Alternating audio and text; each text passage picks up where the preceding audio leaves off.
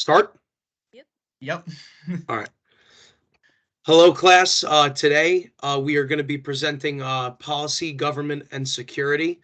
We're going to talk about our antitrust trends and where we see the future going. My name is Rispoli, and I'm accompanied by Nicole, Gizzi, Julianna, Grenci, and Arthur Knowler. So yeah, we're going to start off with antitrust. Let's get right into it. Right. So, Phil, as I know, you are the expert on antitrust. So I just want to ask you, what are the current trends in antitrust? Yeah, so for current trends in antitrust, right now there's a bunch of subtopics that kind of focus and encompass what antitrust is all about. For me, big tech, small businesses, policy and strategy, healthcare, and financial institutions are all kind of the main areas where we see antitrust going. Big tech is essentially all of the biggest tech companies um, in our current society. So the Amazons, the Googles, the Apples, all those companies that have a very, very large market share. And the main thing with antitrust is preventing monopolization. And the reason that these big tech firms get talked about in antitrust is because they have the most market control in their category. Small businesses, how that relates to antitrust. So again, small businesses kind of get knocked out as we become more technologically advanced and we focus more on these big companies. A lot of these small mom and pop places are going out of business simply because they can't compete with the big tech companies. And then policy and strategy. So kind of just looking at what our current policies are in our society. Obviously the Sherman Act is kind of the main foundational aspect of what antitrust is and how it was formed. But the reality is that our modern policies and strategies aren't aligned with what our modern companies are doing. And because of that, we need to implement new legislation in order to make sure that these companies don't get too much power. Healthcare, this kind of focuses mostly on hospitals merging. I'm going to talk more about what a COPA is later on. But with when it comes to healthcare, a lot of the antitrust has to do with medicine and these hospitals merging and not allowing us to get medicine at an affordable price. So a lot of these hospitals and other medical institutions are merging to maximize their profits, and it hurts consumers like us. And then the same thing with financial institutions. These financial institutions are really focusing on eliminating what the consumer wants. So these financial institutions are really focusing on eliminating, what, you and I might consider as being a good value.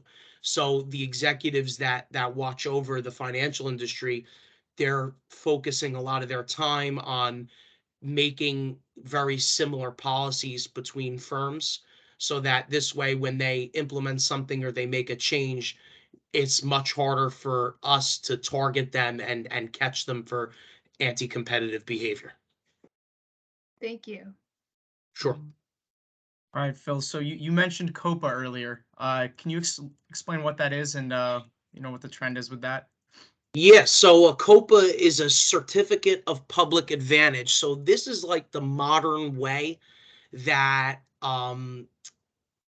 states and local governments are governing mergers between two or more hospitals. So while this might seem like a good thing, states are having a very difficult time monitoring these COPAs.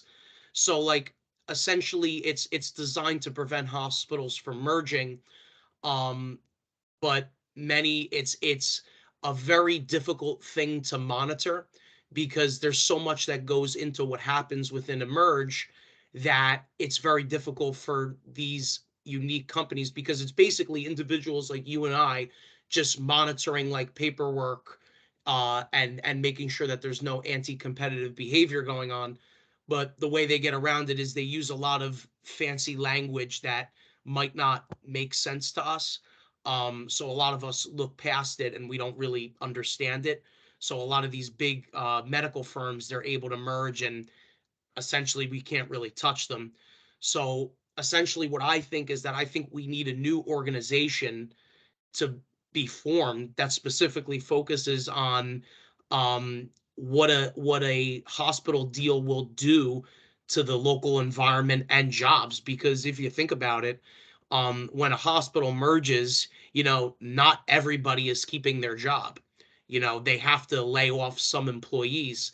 While the company might grow, they're not going to keep the same amount of size that the one firm would have had on its own. So this factor could play a role in U.S. enforcement agencies' decisions on what transactions deserve their resources for investigation. Thanks, Phil. Sure. Okay, Phil, I have a good question for you. What is the product life cycle that we are starting to see with a lot of bigger companies? Yeah, so really kind of relating back to big tech again, a lot of these companies are making products that replace essential goods that we use every day. So for example, like the iPhone, it pretty much replaced all phones, and now we can't really live without a cellular device, or mostly the iPhone. The iPhone, I believe, makes up more than 50% of the cellular phone population. And for that reason, we're kind of we see that Apple has the monopoly control for that category. So where I kind of see us going with this is, you know, there's going to be this sort of neutrality where companies are only making goods to replace goods that we use every day. So I think that companies will be able to cover the world with data centers and prevent smaller firms from competing in the market. So for example, if a company creates a new product that, is a good idea, but they don't have the money or the market or the market share for that, they're going to get taken over by Apple, and Apple's going to say, "Oh, that's a good idea. We're going to implement that too right now."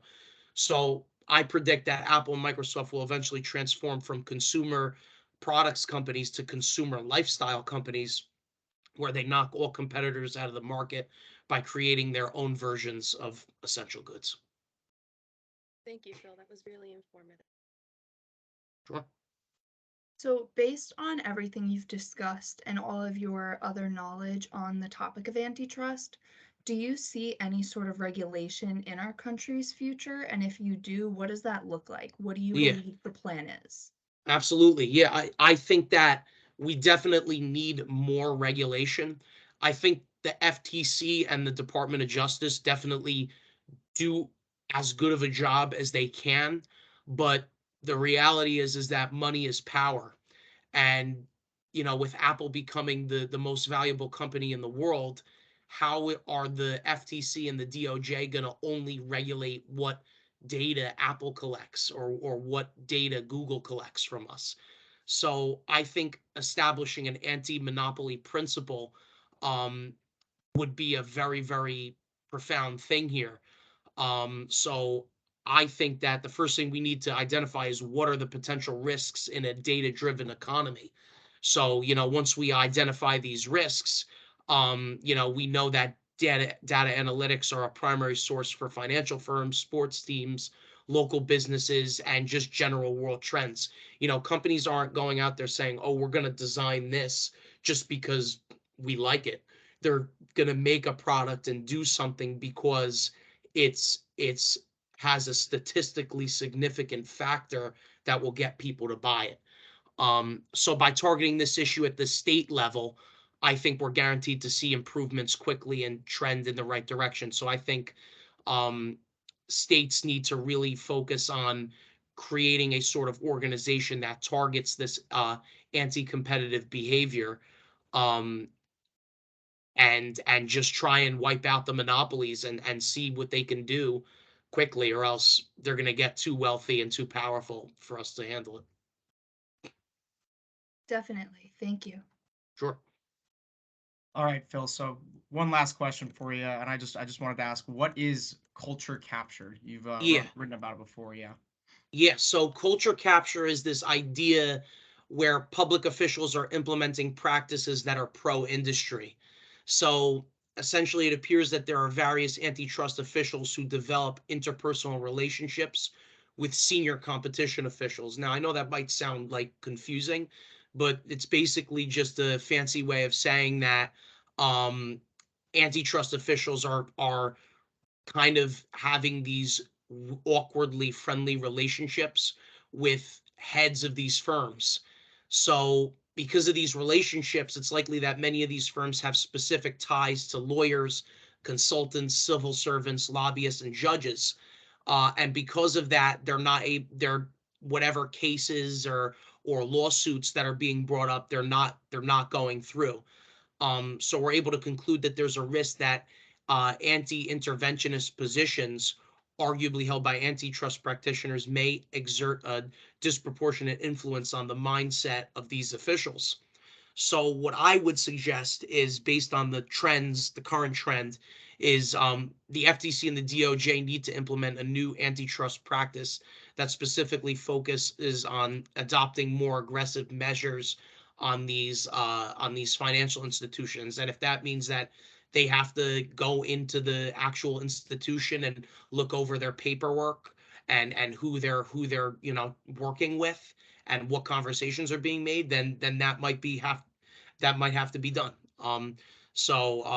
It needs to be based on excuse me, an analytically sound, fact-based framework whose primary focus is to create more competition and destroy rational actors trying to maximize their own well-being.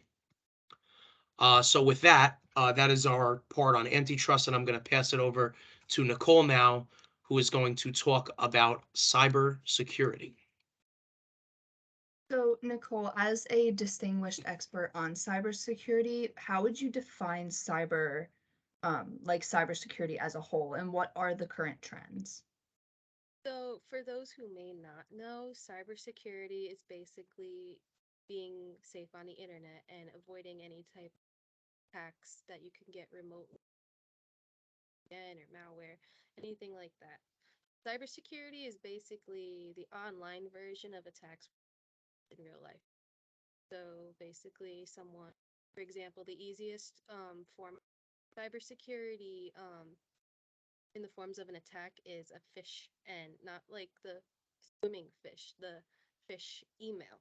And phishing emails are basically fake emails that are supposed to be posing as legit people asking for something, and half the time it's credit card information or personal information that's not due to money. And basically, what the attacker will do is that they will persuade you to give you that information and think that you are the company in question, but really they're not, and they're going to use all that against you and take either all the they'll take your credit card and go on a shopping spree, or take your bank account information and get all your money. So that is a basic definition and example of what cybersecurity is and how it affects like everyone in the world. So regarding some of the trends, I believe the biggest one besides phishing, which I mentioned a little earlier, is remote working. And that is mostly because of the incidents we've seen with COVID-19 and people not being in the office anymore. And with remote working, we are all connecting to company servers wirelessly, such as the VPN. Currently, when I work for my co-op, I don't go in the office. I am still remote. So every day, in order to see all the company information, I have to log in again. And I'm doing that on campus Wi-Fi. And we don't know exactly if campus Wi-Fi is the most secure network to be connected to, but it's the only option we have on campus, obviously. So, in a sense, that poses a risk, because if someone hacks the Wi-Fi server and I'm still connected to the company VPN, they could get all that personal information from my company, and that would not be good. And that's just one of the many risks that remote working poses, like wire not being able to trust wireless connections, making sure you have a good internet connection, and just making sure that you don't leave your devices unattended, because if you do and it's not shut down and secure, someone could walk by and either steal your laptop or even just find certain information on it that you don't want to be sharing to random people. So that's a little bit about remote working and some of the risks that they pose. Another one I would want to talk about is the Internet of Things, IoT, evolving. And I want to talk about this in the sense of smart devices, such as digital watches, digital refrigerators, where you could put literally your shopping list on there and send it right to your phone, stuff like that. And there's more trends with attacks with that specific area because one, there is not a really there's not really an efficient way to connect antivirus software to these devices because of how small they are, and they do not have big enough storage units for the actual digitalization where we could actually find easier ways to secure them. So, for example, with a smart refrigerator, you can't just plug it into a wireless router to transfer all that information securely. It's literally connected into the wall through your actual refrigerator plug-in. So it is hard to keep these things secure because if someone hacks, for example, Samsung uses smart refrigerators. If someone hacks Samsung's internal hardware and finds all this information through like all the refrigerators and stuff, they could literally just with one click of a button take all that info from you. And that's not something that you could really secure yourself because the storage space within the refrigerator is so small because it's supposed to be not only just taking your list down, but it's also trying to keep your food cold. So one thing that I think could really benefit is if they make larger space to be able to install antivirus software into the devices that are connected to the refrigerators and even just making the storage bigger. Another one that I want to touch on is ransomware. And for those who don't know, ransomware is basically hiding malicious code into something. And then once the recipient finds out about it, they are basically blackmailed into giving a large sum of money to retrieve that information back. And you're seeing that a lot with a lot of corporate companies nowadays. A lot of their information, you're going to see a lot of data breaches and stuff like that. They use ransomware to do that, and it's very alarming because a lot of consumers, they trust these companies with their information, like banks and shipping companies and like even just personal like shopping companies like stores. People will trust these companies that they will keep their information secure that they give over the internet, like credit cards, emails, phone numbers, addresses, and someone could easily input a malicious code and be able to capture all the information, and the company would have to basically pay a large sum of money if they want to get that back before it gets on dark web for sale. So that's another thing that needs a little more awareness is how to stop more of these ransomware attacks from happening, and especially how to keep these companies and their security more secure. Because if they don't have a strong enough security, it's going to put a lot of distrust between the consumer and the company. Another one that kind of ties into COVID a little bit is the use of cloud services. That's been a huge cybersecurity trend as of recently. And that is because we have all decided that it's a lot easier for actual desktop space to basically store pictures and documents in the cloud because it doesn't take up as much memory on like personal devices like phones and laptops. And the one thing that can cause a lot of cybersecurity issues with this is are the settings configured properly within the cloud? And um, when these settings are not in when these settings are not configured properly, it's an easy way for a hacker to just sneak right in and take all that information for themselves. And that's the one thing we want to ensure is that we have secure settings.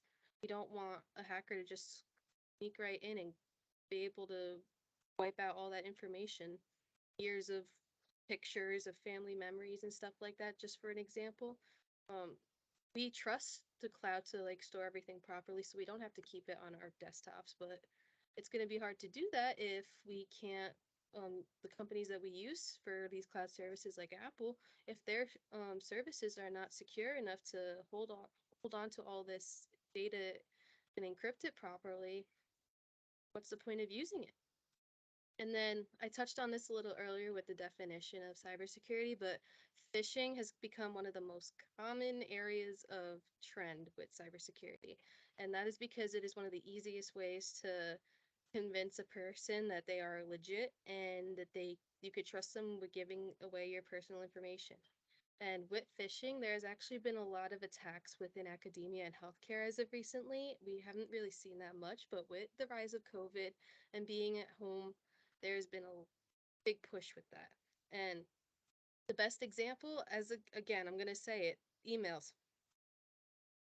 You're going to see it all the time. Someone's going to show a fake bank account statement and it says that you owe a large sum of money. If you don't send over your credit card number to pay this off, like we're gonna we're gonna take something from you. And some people, they are scared because they don't want to have to pay a large sum of money. So they're literally gonna give that information over because they read the email too quickly without analyzing the headers, the footers, the subject, and even just like who the email is originally from.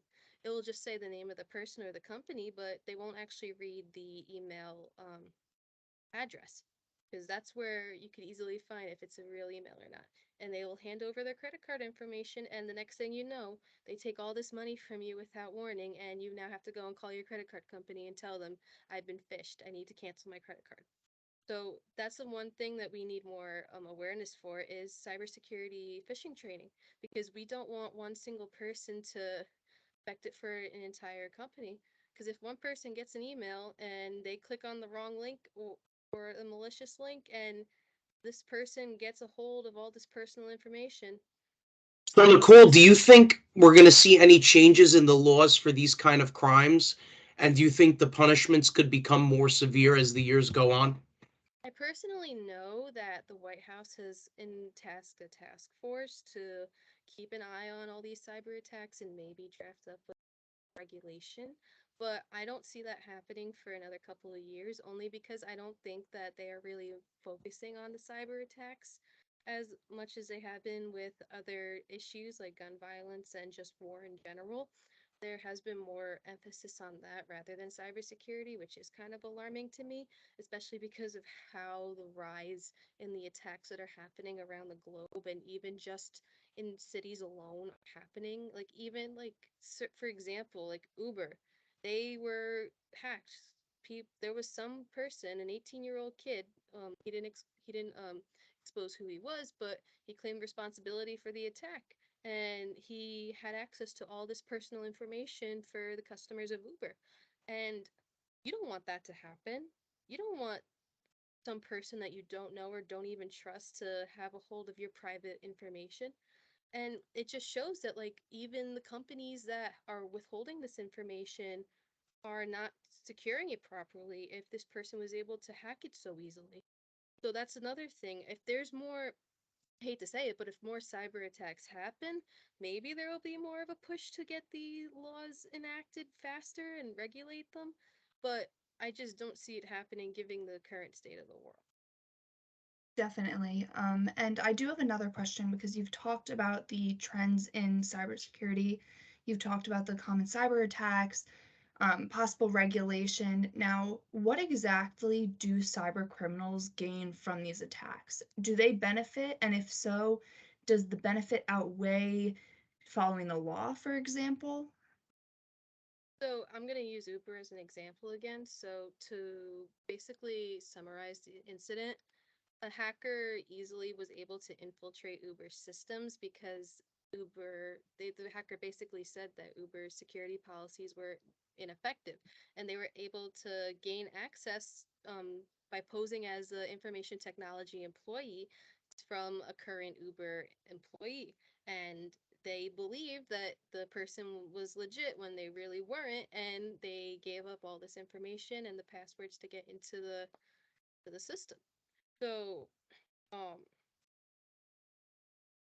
I think that the top three reasons that someone would want to carry out an attack like this are one, for the clout, because if I hacked Uber, it'd be like, oh, hey, I'm the person that hacked Uber. Like, like all the attention would be on you.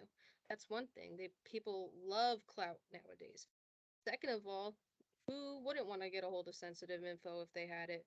Um, it's not fair, it's not ethical, but there's some people in this country, in this world, that, hey, they want to hack to get a hold of all this information because they could say that they hold it, and even worse, they can go sell it on the dark web, and some other person who you wouldn't want to trust is going to have they're going to pay a large sum of money for that information, and you don't know where it's going to come from next. You're going to get a credit card bill from some company in Canada, so to say, that you never even heard of. And it's because, one, the person either used that information that they gained from that attack to their personal advantage, or they gained it from a dark web transaction, and don't want that kind of thing happening anymore.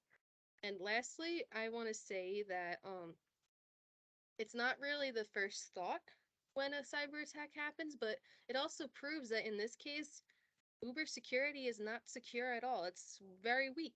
If this person really believed that this IT worker really wanted to get access to this information, they already didn't. The first thing they should have done was ask for an ID, a badge, employee number, proof that this person actually works for Uber.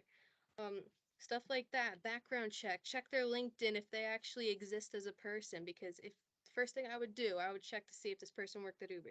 The easiest way to find out. If they won't give you an employee ID, double check LinkedIn.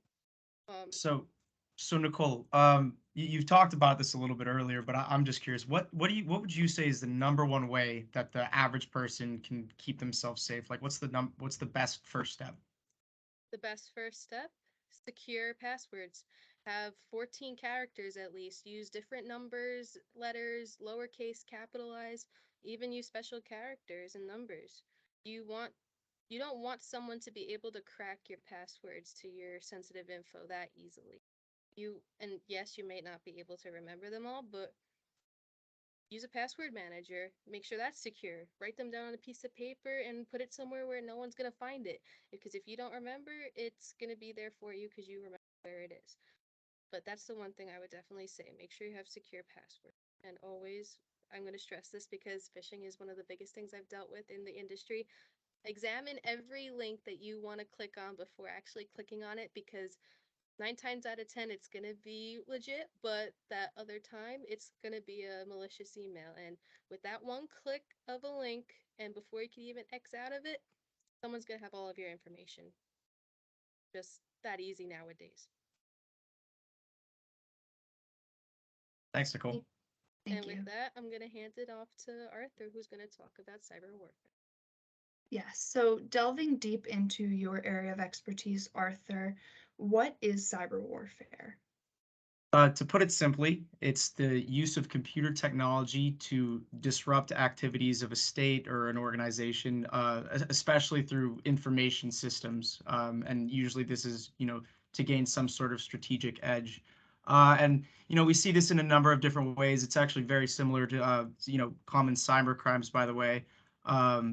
We see things like phishing, malware, DDoS attacks. A lot of times, countries will use cyber attacks for espionage and sabotage as well.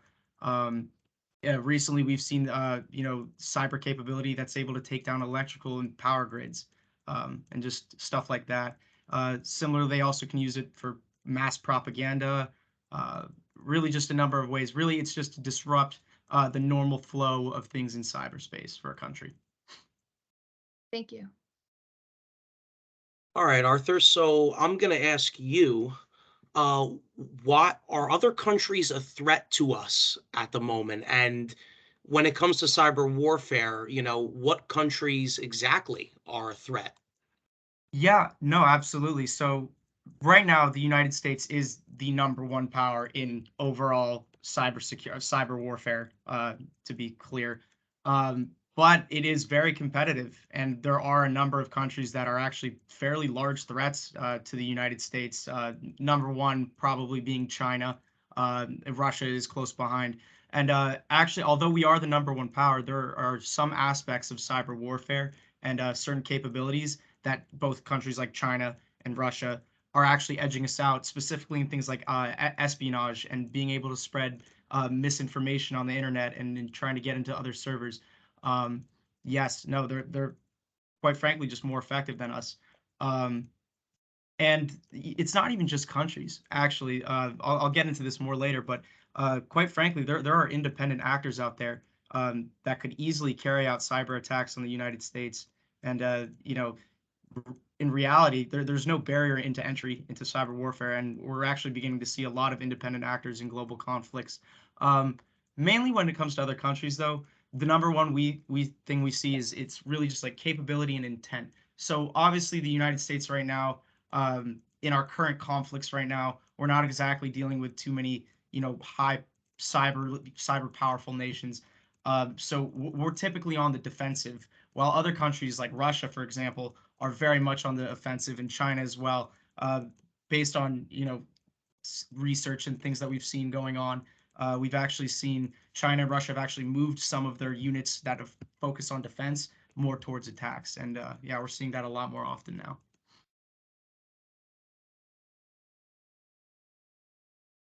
Okay, I have another question. So, how does cyber warfare actually relate to the current crisis that we've seen with Russia and Ukraine? That's a great question, and it's actually really fascinating to look at. So, I would describe the conflict between Russia and Ukraine as almost a case study of what the future of warfare is going to look like between, especially between developed nations that have cyber capability.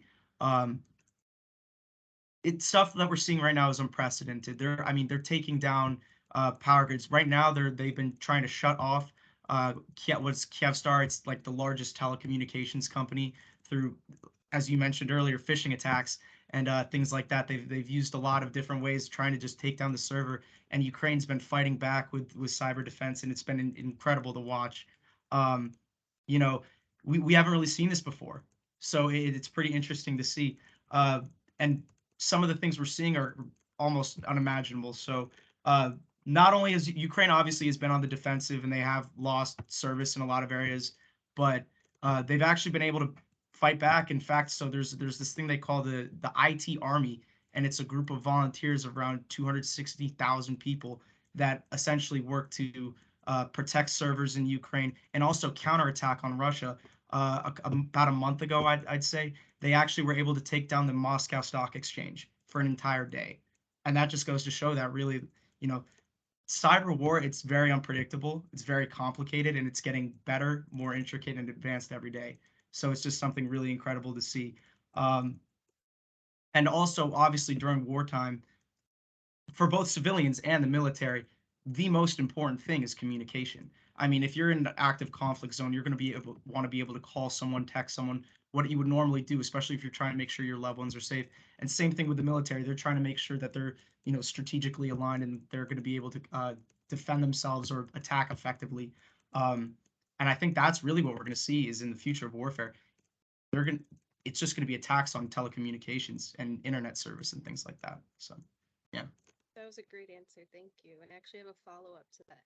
Mhm. So, I had talked a little bit about with cybersecurity how many corporate in America are experiencing many different types of cyber attacks.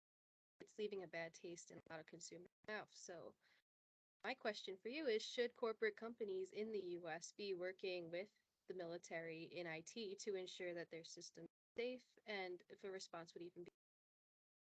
Yeah. Um, Obviously, my answer is going to be absolutely they should. And I believe they do in a way that the government obviously had with our major telecommunications companies must have some sort of contact with them and things like that and with their networks and stuff.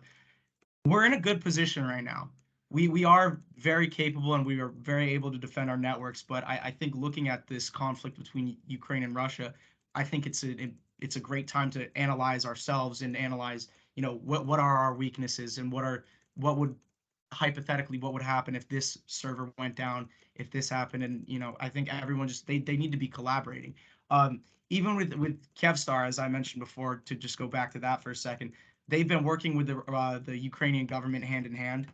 Um, and besides obviously this volunteer army that they have, and some of their employees who are just in contact with the government, it's definitely important, and it's typically something that in a long time ago we weren't normally seeing, but now it's probably becoming one of the most prevalent ways of warfare. So to keep it simple, definitely they should be. Great responses.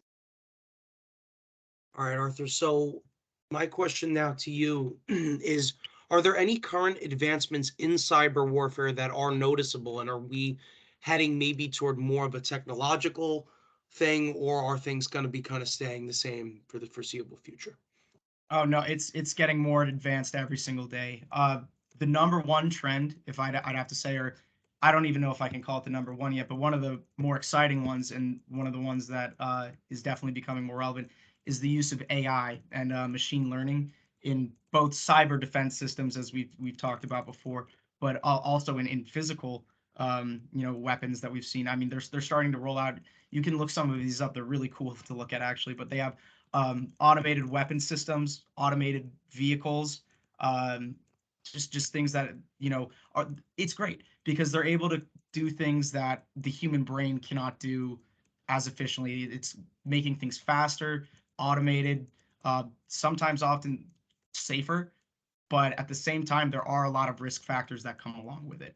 Uh, Mainly being that because AI is so new and we still don't have exactly the best understanding of it, there's a lot of unpredictability. And as you could imagine, the one thing you would not want in a weapon system is unpredictability. That's terrifying. Also, obviously, there's a chance that someone could breach the system and gain control of something like that, and that would be bad too. Um, but as things keep becoming more advanced and we're seeing new technologies roll out, um, it's interesting to see the way that they're going. They've just invested a large sum of money into AI as well as more into cybersecurity as well. And the biggest thing they're trying to do right now is being able to implement soldiers with these automated weapon systems, and they're really just testing it out and seeing how it works. And I think in the next couple of years, we're going to see some really big leaps in how warfare is conducted, more than we've already seen in the past couple. So, yeah. And I think on that note, I'm going to go ahead and pass it over to Juliana for political radicalization. Okay, Julianna. To start off, I want to ask you, for our audience, what are the different levels of the radicalization process and what process facilitates it? So I think it's very important to first understand the definition of political radicalization and actually understand what it is. And I just want to say political radicalization is the process where individuals and groups adopt views that just become increasingly more radical, and they oppose what we kind of accept as the social norms, the political norms, and the religious norms. And just delving into the different levels. If you think of the levels of radicalization as a pyramid, at the very bottom of the pyramid, you have the most amount of people. And those people are the sympathizers. They agree with the cause, but they don't want to act violently. And these people are comparative to, say, a crazy relative at Thanksgiving dinner.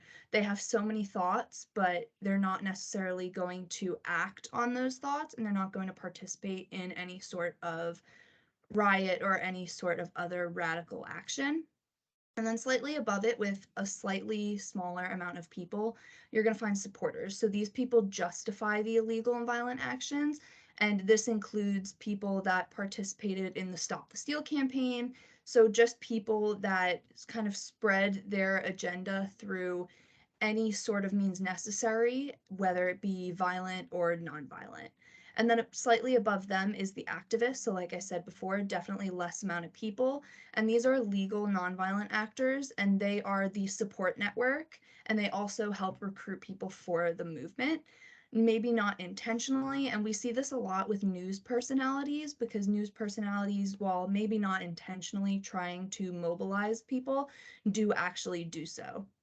And at the very top level, at the top of the pyramid, you have the least amount of people, and these are the radicals. So they're illegal and violent actors, and they can be seen in society through any sort of violent action. And it was actually seen during the January 6th insurrection, which I'll talk more about later, where these individuals participated in just an action overall that attempted to overthrow part of a governmental decision. So they're people that are actively getting out there.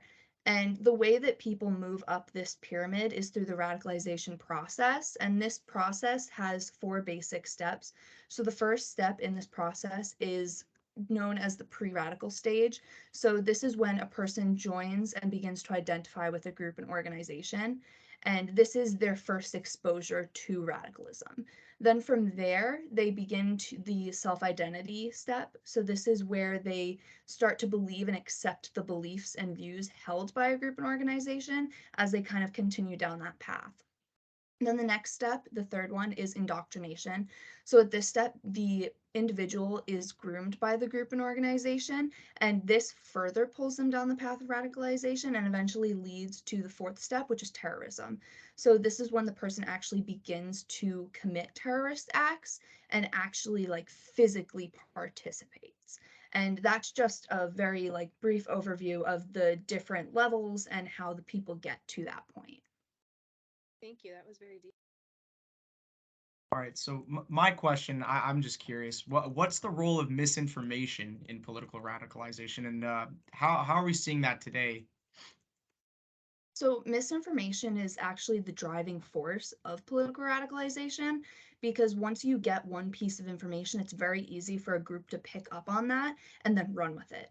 So, this was seen, I mentioned before, the January 6th insurrection. And what happened was a group of radicals interrupted a joint session of Congress while they were actively affirming the election results. And through the process of their actions, they actually caused $1.5 million worth of damage to the US Capitol. And this led investigators and the FBI to get involved, and they began making arrests. And they wound up arresting a couple hundred people for resisting arrest or assaulting members of the media, destruction of government property, conspiracy, and the FBI even went as far to create a most wanted section on their website, trying to gain information about what happened. And they discovered that misinformation was a very big component of what drove these radicals to act in the way they did.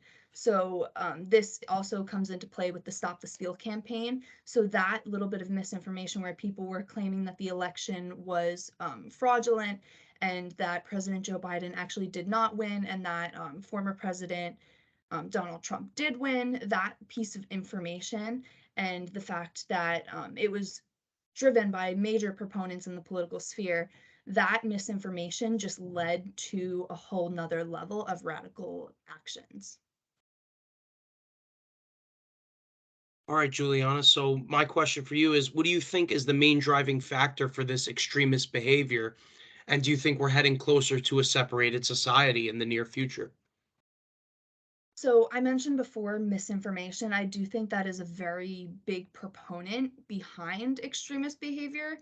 And I also do feel like there's 3 other ways. So for starters, people always want to find their place in the world.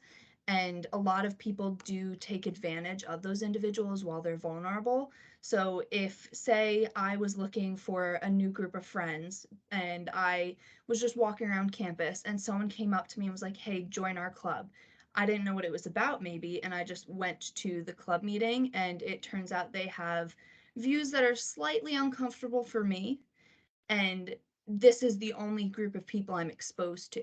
So through that, I kind of gain my friends through that, and that's just kind of a very mundane example. It happens on a much larger scale out in the real world, but once you find that group of people that treat you like you're their friend and they treat you like you belong, you begin to identify with the group. And then that kind of leads you towards what their beliefs are. And I do believe that's one of the major proponents. I do also believe that the environment you grow up in also has a very big role in this. So if you typically grow up in a household with strong religious beliefs, chances are you're either going to be very involved in those religious beliefs in your adult life or you're going to rebel against them. And this is kind of where people begin to diverge from the beliefs that they held as a child because your parents do play a very big role in how you're raised. So if your parents are very dead set on one view, you're either going to also be very dead set on that view and might be even more extreme, or you're going to be very dead set against that view. And this kind of leads the division within society because it's very polarizing.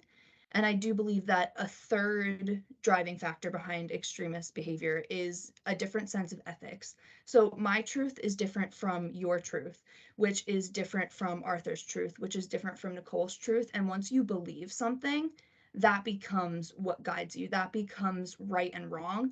So from there, everyone is going to defend what they believe in. It's very simple in that respect. And I do believe because of that, everyone's sense of ethics is different. So some people might think that these extremist behaviors are what is right and what needs to be done, even if others do not. So I do believe those are some driving factors. Okay, so on the topic of right and wrong, do you think we have a go-to trustworthy source for news and just general beliefs? I do believe that depends on the person because every news source has some sort of agenda.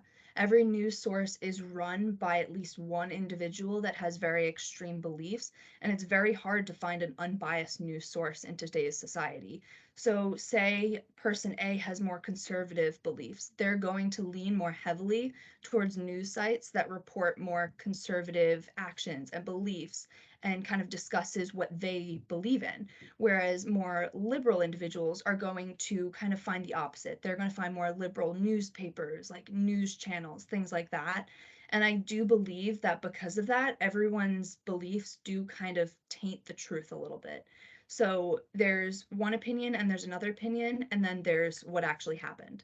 So I do believe it kind of depends on what you're looking for, because what I might deem trustworthy is very different from what you might deem trustworthy. One final question for you. Do you believe that there is one central individual that represents a radical group as the face of the group, so to say? This also kind of depends. It's a very interpretive kind of aspect of political radicalization because there are leaders of different groups that unintentionally or intentionally do become the face of the party, where a lot of people think of this radical group and they think of that one person. However, that one person's beliefs do not represent the entire group. Because if you have a group of 1,000 people, not everyone is going to think the same way or believe the same exact things. So that one person might speak for the group, but you have to also acknowledge that the group has more different levels, if that makes sense. So if you have, say, a liberal group of people, there's not just extremely liberal individuals, there's also moderates, and then there's also conservative liberals, and same with the conservative side of things as well. So I do believe that the news also kind of chooses one person in every situation, and they kind of formulate an opinion based on their views and what the group actually stands for. So I do believe it might not be intentional, but a lot of times it does happen, although that one person is not strictly representative of that group of people. That was a great explanation. Thank you. Yeah, great. Thank you, Juliana. And that is our conversation on policy, government, and security. Thank you guys for listening, and we'll see you in class. Thank you.